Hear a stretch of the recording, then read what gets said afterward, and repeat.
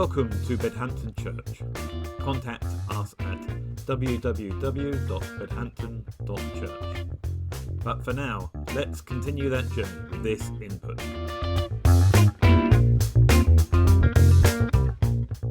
As you know, we are going through the book of Exodus at the moment, and we've just got up to Exodus 7. A lot of the book of Exodus, the first chapters, are set in which country? Egypt. And on your card, you have got a picture of Egypt. This is the River Nile, taken about 25 years ago when I had a lovely cruise down the Nile and enjoyed the peace of the sunsets. And on it as well is one of my favourite verses from the book of Joshua. Never will I leave you nor forsake you. And it is my ember card asking for prayers as I get ordained this Petertide. Somebody at St Thomas asked me what Petertide is. Petertide is just the time in the church calendar where we have St Peter's Day is the 29th of June, and it's one of two traditional periods for ordination of priests and deacons. One is Petertide and the other one is Michaelmas, and actually I'm getting ordained on St Peter's Day. And also, as you're praying for me, obviously please do pray for the lovely Joe Lorimer. You've got bookmarks. If you haven't got one from the front, do. Joe's on my course and is going to come and be curate here. But also, can you pray for Deb in the church office? Yesterday, Deb had her selection day. She said it went very well and she will hear on Wednesday. So if we can pray for her as well. It's not a surprise to me, and it's not a surprise to many in my group who are coming for ordination, that at the moment, a lot of us are going through really difficult times. Really, really tricky times. The things that are being thrown at us at this time to try and put us off. But actually, I'm holding to that God has promised me he will never leave me nor forsake me. And I always think in life, when you're having loads of rubbish thrown at you, you must be doing something right. So I'm going to keep on going because good things are coming. So where are we in our series on Exodus? As Max and I have led you on the journey through the Exodus, I hope you've been reading the book Peter Ends. A really, really good, easy read. And I hope you've been keeping up with where we are. Today, the passage I was given was Exodus 7:14 to Exodus 10:29. Okay, not a lot to fit in 1 week. And you had highlights of that Linda read to you. She did not read the whole of it, I promise. I thought about it. That would make my sermon nice and quick. And at St Thomas, we didn't have a gospel. We had Psalm 105, which also picks up on what's happening in these plagues. But as we journey through the book of Exodus, we've been thinking about Yahweh. We've been thinking about how Yahweh alone is worthy of Israel's worship.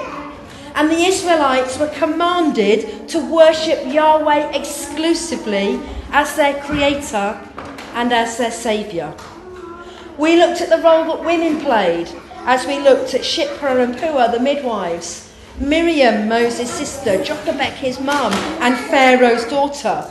We looked at Moses, the baby who was saved from death and drawn out of the Nile and brought up in the palace of Pharaoh. Moses, who then went on to kill an Egyptian. And that murderer, called by God, fled as a refugee and ran from Egypt to Midian. And we looked at how the Israelites groaned under their slavery and they cried out, and how God heard them and took notice of them. We had Moses encountering God in the burning bush, and we saw that Moses was a really reluctant leader. But God showed his power. He listened to Moses. He allowed Aaron to do the talking for him. And we saw how Moses started to obey God's commands. He left Midian. He went back to Egypt. And there he went to meet Pharaoh, who I have to say was not impressed. And what did Pharaoh do when Moses went to talk to him? He just made the Israelites' life even harder. And then the elders of the people of Israel were not happy with Moses because they were not impressed with his negotiating skills. Moses went to see Pharaoh to negotiate. Pharaoh makes life harder. And last week, Max reminded us that Moses and Aaron are from the tribe of Levi. They're from the priestly tribe. And today, we're going to look at the power of God versus the power of Pharaoh. Now, Pharaoh thought he was powerful. He thought he was the most important person in the world. But you know what? If I'm going to pick a fight with somebody, I don't think I would choose to pick a fight with God. But that is what Pharaoh decided to do. And our reading today came from Exodus. It's a passage I'm sure you've heard lots of times before of Yahweh turning up and showing his power. Yahweh showing he's not a hands-off God who orchestrates events from a distance, but he's a God who comes down amongst his people. He showed up on Egyptian soil and he started to throw his weight around. Then as we started, chapter 7, verse 14, we have the plague of blood, which is the first of how many plagues? How many plagues? 10, thank you. 10 plagues. Now 10 is a nice number because it's 3 lots of 3 plus 1. Okay? So it's 3 threes plus 1. And this week, our passage was about the first 9 plagues. And next time we're going to move on to the 10th plague. So if I'm thinking about those 9 plagues that actually do come into 3 nice sets of 3. We have 3 cycles of 3 plagues. And then the final climatic plague we'll look at another time. The first plague is a plague of blood. Then a plague of frogs. Then a plague of gnats. But the pattern that we have is in the first one in the cycle, as we heard, then the Lord said to Moses, Pharaoh's heart is unyielding. He refuses to let his people go. Go to Pharaoh in the morning by the Nile. Wait on the bank to him and take your staff that you change into a snake and say to him. So Moses, go and meet Pharaoh in the morning and give him a warning. So that's what Moses did. He obeyed. He went to the Nile. He gave Pharaoh the warning. Pharaoh didn't listen. So Moses raised his staff and the Nile was turned to blood. Then we have a really peculiar bit that happens. Because Pharaoh then says, okay, your God does that. Here's my magicians. And my magicians can do that. And he made his magicians do the same thing. Don't know why you would want to have another plague, but that's what he decided he wanted to do. They did the same things by their secret arts, and Pharaoh's heart became hard, and he wouldn't listen to Moses and Aaron. Instead, he turned and he went back to the palace, and he didn't even take this to heart. And it says the Egyptians had to dig along the Nile to find some water because they couldn't drink the water from the river. Then 7 days passed, and God said to Moses, go to Pharaoh and tell him, let my people go. If you refuse, I will plague your whole country with frogs. So Moses obeyed. He went to Pharaoh, gave the message. Pharaoh didn't respond. We had a plague of frogs. And then Pharaoh summoned his magicians. My magicians can do that too. And they summoned frogs. And then Pharaoh summoned Moses and Aaron and said, pray to the Lord to take the frogs away from me, and I will let your people go and make sacrifices.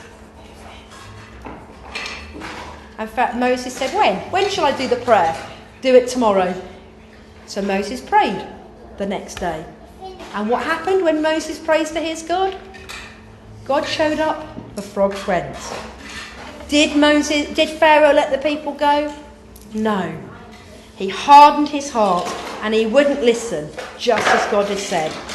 Then we get the third plague, the plague of gnats. The Lord said to Moses, tell Aaron, stretch out your staff, strike the ground, the dust, and there'll be gnats.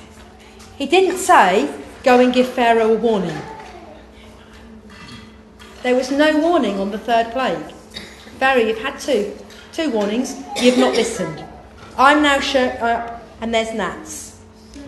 And then the magicians tried to produce gnats by their secret arts, but they could not. And the magicians said to Pharaoh, this is the finger of God. But Pharaoh's heart was hard and he wouldn't listen, just as the Lord said. We then get the same pattern in the second cycle of 3. With flies, Pharaoh has a warning in the morning. With the livestock, he has a warning. With the boils, he has no warning. But you know, on that set of 3, his magicians could do nothing. They had reached the pinnacle of their power. But God's power was bigger. And as the plagues go on, they get more intense each time. The third cycle. Hail, there's a warning in the morning. Locusts, there's a warning. Darkness, there is no warning. But you know, these plagues are not random acts of divine muscle flexing, but rather they're a deliberate demonstration of God's control over creation. The Creator who created order out of chaos in Genesis 1 can restore order. And in each plague there's some sort of chaos until God brings order again. What's the chaos in your life that you need God to bring order to? Because our God is a God of order. And this theme of creation seems to pervade through the whole book of Exodus. God is definitely on the move. Pharaoh and the gods that back him are in trouble. Moses went to Pharaoh with a warning. Moses didn't listen. Things did not turn out well. What are the things at the moment that God is saying to you? What do you need to listen to? There's another pattern I see being repeated. Patterns through the Old Testament that when people did what God wanted and God was on their side, things went their way. We had that in Exodus 7:20. Moses and Aaron did just as the Lord commanded. And what God said happened because they obeyed. As we move on in the book of Exodus, we're going to come in a few weeks to Exodus 17. And we'll look at the battle of the Amalekites. And Moses was told to hold his hands up as Joshua was fighting. And the moment he let those arms fall, the Israelites started to lose the battle. But God had said, raise your hands. And with the hands raised, God did it. Moses couldn't do that on his own though, could he? He couldn't hold his hands on his own. He got people around him. He got Aaron to hold his hands and support him. We can't do things on our own. We need people around us to support us. That's why I'm asking you for prayer at this time. I can't do this on my own. I'm following the call God has given me. I'm doing my best to obey. But the journey isn't always easy. Because God doesn't promise, I promise everything will be nice and rosy and you will have no problems along the way. It's not a verse I find anywhere in the Bible. It's not what we read. What does it say? We take up the cross daily. It says the journey's not going to be easy, isn't it? We're taking up the cross and following him. Are you prepared to do that? Because if you are, you need to know. We follow a God who is more powerful than Pharaoh, who's more powerful than anything. And we have a God who will never leave us and will never forsake us. Amen. You have been listening to Bedhampton Church. Our prayer is that this helps you journey with Jesus and serve your community by sharing God's love and friendship. Subscribe and join us for more discussion at www.bedhampton.church. All material Creative Commons copyright. Contact us for more details.